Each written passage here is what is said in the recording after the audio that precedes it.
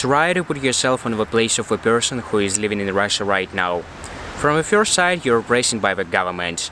You're trying to avoid the mobilization, or at least you're worrying about your relatives or friends who are trying to avoid this mobilization. And you're also pressured by the extremely marginal part of the Russian society of Z-patriots, or by the party population who is at least not condemned the Russian aggression in Ukraine. From the other side, Russian propaganda always trying to make a picture like the world community is condemned all Russians. If you're Russian, you're aggressor. That's why you have a dilemma. Should you leave or not leave Russia? I was thinking that I must stay in Russia. I must stay in Russia and relive all tough moments with country itself, what make myself the real patriot in eyes of my friends or my relatives. But from the other side, I saw the preparing to the martial law in Russia. I am not an expert, but it's also my personal feeling what it will be the martial law in Russia, because it's typical strategy of Vladimir Putin when you boiling the frog gradually. So if you rapidly boiling the frog in the pot, it immediately notice it and jump out of it. But if you will make it gradually, the frog will be boiled. Some kind of this process is going in Russia right now. There is already acting the martial law in annexed territories from Ukraine and in new regime.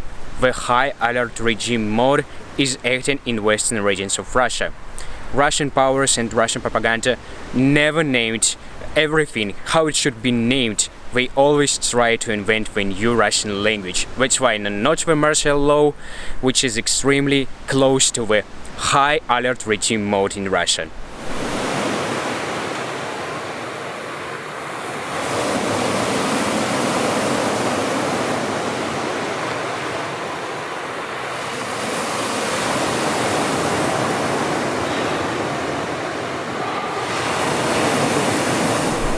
The last day in Russia, I had been spending time with my friends playing football.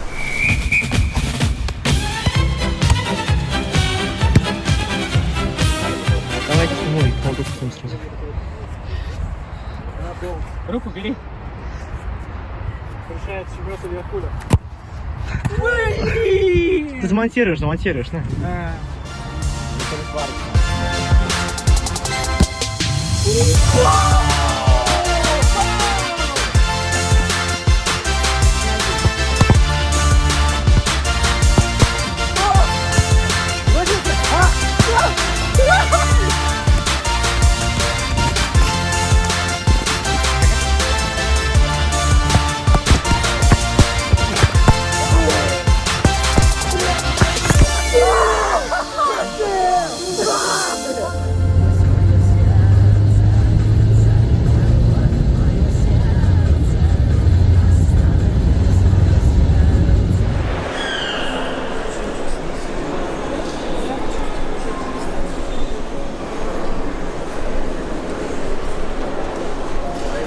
I have just been checked on the border control in Kazan airport, and it was extremely exciting and vulnerable moment for me because I have known before the experience of going through the border line, because it's very first time for me visiting another country. So yes, I'm 23 years old and I'm very first time going abroad. Despite I visited Crimea when I was a small child for 2 times. Well, another worried moment for me was whenever a checking officer was verifying the photo in my passport and with my face for approximately 1 minute. The real 1 minute of feeling when you're going to the hell.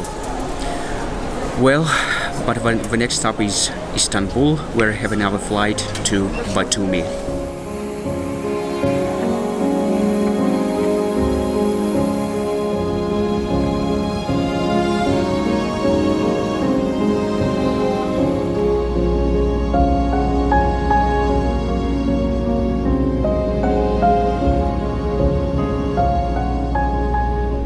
And now I'm in Georgia. Since 2019 there are no direct flights from Georgia to Russia because of Russia and Georgia right now are in war. Oh my gosh, who is it? Who are you? thanks I had only 3-hour transfer in Istanbul, because when we were flying over Istanbul with air, I was seeing to the plane's window, and when I was seeing the city, I was extremely delightful by Istanbul, and when I decided what I must thoroughly explore the city, and even maybe to film a video about it. What do you think about such video?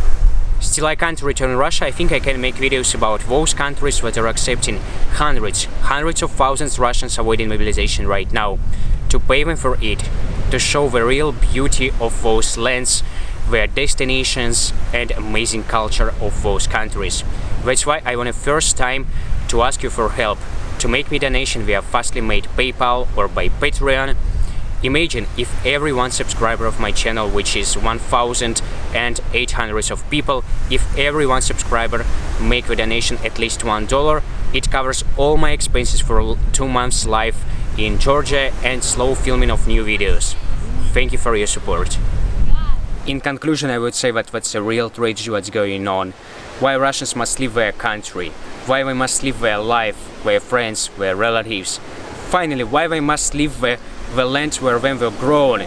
Even among my relatives, I have some persons who support this crime, and I don't know how to trust them in opposite. But actually, all this tragedy of Russians is still less tragedy what experience Ukrainians right now. Peace for Ukraine and freedom for Russia.